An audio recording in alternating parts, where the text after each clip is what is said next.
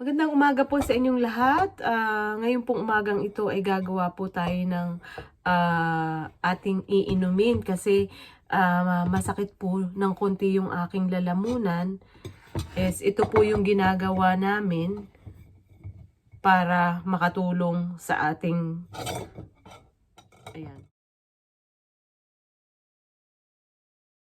Yan, nagawa na po natin yung ating garlic at saka po yung ating ginger. Bali, tig 1 teaspoon po na puno. And ngayon naman po is lagyan natin ng honey. Ayan. Depende sa inyo kung gaano karami ang gusto nyo. And then, lagyan natin siya ng lemon. Half lemon po yung aking ilalagay.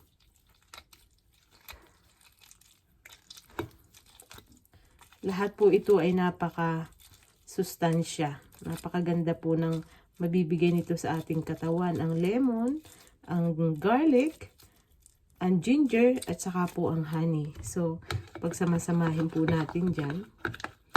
Ayan. And then, saka po natin kainin. Ito na po yung ating ginawa. Ayan. Bali, dagdagan ko pa ng ng kaunting honey kasi naamoy kong mabuti yung bawang. Ayaw ko po ng hilaw na bawang, pero yun talaga ang masustansya. Ito na po. So, mag-take tayo ng 1 tablespoon, maga, tanghali, hapon.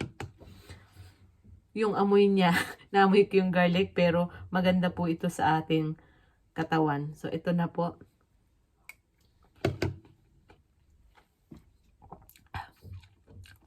Lulunin nyo agad kasi yung fresh na garlic po is medyo maanghang. Tapos masarap din kasi may lemon, tapos may ginger. So masarap din.